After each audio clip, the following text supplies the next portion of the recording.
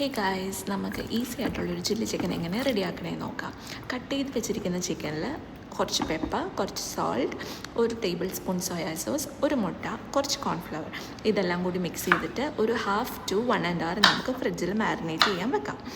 എന്നിട്ട് നമുക്ക് ചില്ലി ചിക്കന് വേണ്ടിയിട്ടുള്ള വെജിറ്റബിൾസ് റെഡിയാക്കാം. ഞാനിപ്പോൾ ഒരു 1/2 kg ചിക്കനാണ് എടുത്തേക്കുന്നത്. അതിലേക്ക് ഒരു ക്യാപ്സിക്കം ഞാൻ എടുക്കുന്നുണ്ട്. ആ ക്യാപ്സിക്കം നമുക്ക് ചെറിയ ചെറിയ ക്യൂബ്സായിട്ട് അരിഞ്ഞു വയ്ക്കാം. അതുപോലെ തന്നെ ഈ ചിക്കനിൽ നമ്മൾ ഒരു ഒണിയനാണ് ഇടുന്നത്. അപ്പോൾ ആ ഒണിയനും നമ്മൾ ക്യാപ്സിക്കം പോലെ തന്നെ ചെറിയ ചെറിയ ക്യൂബ്സായിട്ട് കട്ട് ചെയ്ത് വയ്ക്കാം. പിന്നെ നമുക്ക് വേണ്ടത് കുറച്ച് ജിഞ്ചർ, കുറച്ച് ഗാർലിക്, ഒരു ചില്ലി, ഇത്രയാണ് നമുക്ക് വേണ്ടത്. അതും ഇതുപോലെ തന്നെ ക്യൂബ്സായിട്ട് അരിഞ്ഞു വെക്കുക. ഇപ്പോൾ കണ്ടോ, ഇത് ഒണിയൻ, ഒരു ക്യാപ്സിക്കം, ഗാർലിക്, ജിഞ്ചർ, ദെൻ ഒരു ഗ്രീൻ ചില്ലി.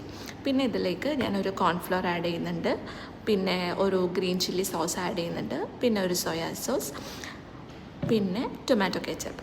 നിങ്ങളുടെ ചില്ലി ഗാർലിക് സോസും ഉണ്ടെങ്കിൽ അതും കൂടി ആഡ് ചെയ്താൽ നല്ലതായിരിക്കും. ഈ മാരിനേറ്റ് ചെയ്ത് വെച്ച ചിക്കൻ നമുക്ക് എണ്ണയിലോട്ട് നമുക്ക് ഫ്രൈ ചെയ്തെടുക്കാം. ഓക്കെ, അപ്പോൾ തിളച്ച എണ്ണയിൽ നമ്മൾ ഓരോരോ പീസസ് നമ്മൾ ഇട്ട് കൊടുക്കുക. അപ്പോൾ നമുക്ക് എളുപ്പമായിരിക്കും ഫ്രൈ ചെയ്തെടുക്കാൻ വേണ്ടിയിട്ട്. അപ്പോൾ ഇതെല്ലാം ഒരു 10 to 20 minutes ഫ്രൈ ചെയ്തെടുക്കുക. അപ്പോൾ നമ്മൾ തിരിച്ചിടുക, ഒരു സൈഡ് കുക്കായതിനു ശേഷം നമ്മൾ തിരിച്ചിടുക.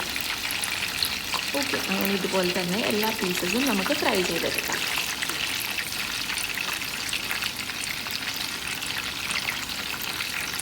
ഓവർ കുക്ക് ആവട്ടെ, കുറച്ചൊരു സോഫ്റ്റ്നെസ് വേണമെങ്കിൽ ഇത്രയും കുക്കായാൽ മതി.